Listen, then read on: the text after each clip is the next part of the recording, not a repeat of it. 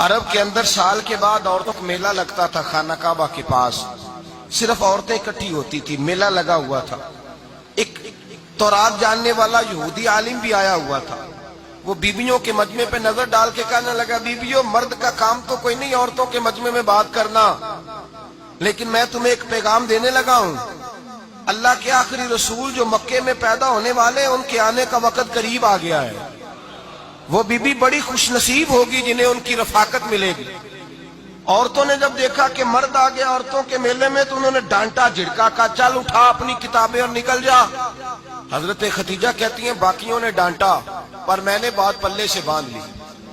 میں نے پلے سے باندھ لی اور میں انتظار کرنے لگی کہ اللہ کرے وہ نصیب میرے ہی ہو،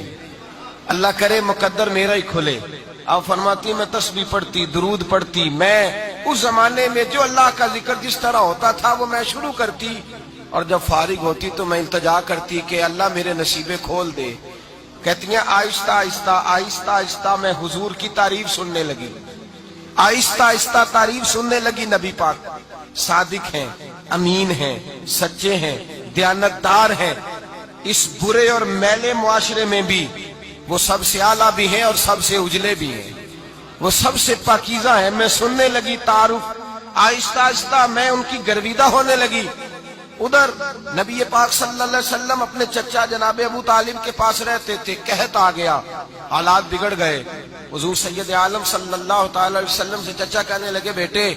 اگر مال تجارت لے کے شام جاؤ تو بڑا نفع کماؤ گے، ہمیں ضرورت بھی ہے، اور اگر ہو سکے تو ختیجہ کا مال لے کے جاؤ۔ حضرت ابو طالب نے کہا ہو سکے تو سیدہ ختیجہ کا مال لے کے جاؤ۔ نبی پاک نے کہا چچا میں نہیں کہوں گا کسی سے جا کے، میں نہیں کہتا کسی سے جا کے، جو میرے نصیب میں ہوگا میرا رب خود عطا فرمائے گا، میں نہیں کہوں گا۔ مصطفیٰ نے تو نہیں کہا۔ حضرت خدیجہ رضی اللہ تعالیٰ عنہ کہتی ہے میں نے خود اپنی خادمہ کو بھیجا، میں نے کہا جا کے پوچھو تو صحیح کہ میرا مال قبول ہوتا بھی ہے کہ نہیں، پوچھو۔ نبی پاک صلی اللہ علیہ وسلم سے پوچھا، حضرت خدیجہ کی خواہش ہے کہ آپ مال لے کے جائیں، حضور نے قبول کر لیا۔ جناب خدیجہ الکبریٰ رضی اللہ تعالیٰ عنہ کے غلام تھے، میسرہ ان کا نام تھا، جناب خدیجہ نے ان کو ساتھ بھیجا، فرمایا تین باتیں ارشاد فرمائی۔ ایک تو فرمایا سارا رستہ غور سے دیکھنا میرے نبی کے ساتھ کیا معاملات درپیش ہوتے ہیں، ابھی اعلان نبوت نہیں کیا، فرمایا ذرا غور کرنا، میرے مصطفیٰ کا مطالعہ کرنا اور مجھے واپس آ کے سبق سنانا، وہ جو تم نے چہرہ بددعا کی تلاوت کی ہو ذرا مجھے واپس آ کے سنانا، جنہاں نے دل پر جانی ڈٹھا ہو اکھیاں ہی تک لیاں، تو ملے ہوں تے ساجن ملیا ہوں ناسا لگ پئیاں، ذرا جا کے نا تلاوت کرنا اور مجھے اور دوسرا فرمایا تم میرے غلام ہو تو مصطفیٰ کے بھی غلام بن کے رہنا، میں سنتی ہوں کہ کردار کے، افکار کے، نظریات کے، عظمت کے بلند و بالا، وہ جیسے کہیں ویسے کرنا۔ اور تیسری حضرت خدیجہ نے نصیحت فرمائی، فرمایا محمد ابن عبداللہ صلی اللہ علیہ وسلم کی رائے سے اختلاف نہ کرنا، یہ چلتے ہوئے معاہدہ کیا، جو وہ کہہ دے سو کر جانا۔ غلام کہتے ہیں میں ساتھ گیا، باتیں میں نے سن لی، لیکن جب سفر شروع ہوا نا ابھی چند منزلیں طے ہوئی تھی، میں نے کہا خدیجہ آپ نے کیا نصیحت کرنی تھی، ان کے ساتھ جو رہے گا وہ ان کا غلام ہی بن جائے گا، ان کے ساتھ جو رہے گا تو اجے میرا محبوب نہیں ڈٹھا جن ویکھ کے چن شرماوے، جے رکھے ہاتھ پھلاں وچ ہاتھ نال پھلاں رل جاوے، تے ادھی راتی چن چڑھ جاندے جدوں جلوہ فرماوے۔ مایا جو بھی ساتھ رہتا غلام ہو جاتا۔ میسرہ کہتے میں گیا، تجارت شروع ہوئی،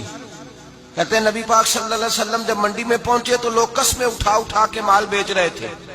اللہ کے محبوب جب گئے نا تجارت کرنے تو ایک آدمی کہنے لگا چلو معاذ اللہ بتوں کے نام تھے لات و منات، کہنے لگا لات کی، عزا کی، منات کی قسم اٹھاؤ، تو نبی پاک فرمانے لگے ان کی قسم اٹھاؤں جن کا میں نام لینا بھی پسند نہیں کرتا، ابھی اعلان نبوت نہیں کیا، اور فرمایا ویسے بھی میں قسم دے کے مال نہیں بیچتا، خریدنا ہے تو خریدو، نہیں خریدنا تو نہ خریدو۔ کہتے ہیں لوگ قسمیں اٹھا اٹھا کے پیچھے جاتے تھے، پر میرے نبی جس سے رخ پھیرتے تھے وہ نبی پاک کے پیچھے ہو جاتا تھا۔ ماتے کئی گنا زیادہ نفع کمایا۔ ہم رستے میں تھے، حضور ایک درخت کے نیچے آرام کرنے لگے، ایک عیسائی راہب غار میں بیٹھا تھا، نکل کے آ گیا، مجھ سے کہنے لگا مجھے وہ جانتا تھا، میں سرا یہ کس کو ساتھ لائے، یہ کون ہے؟ میں نے کہا اہل قریش کے ایک معزز آدمی ہے، کہنے لگے یار جس درخت کے نیچے یہ لیٹے ہوئے ہیں یہاں عام آدمی نہیں لیٹ سکتا، یہاں وہی لیٹے گا جو اللہ کا سچا رسول ہوگا، یہاں دوسرا کوئی لیٹ ہی نہیں سکا، یہ رسول ہے، ان کا خیال رکھنا کاش میں اس وقت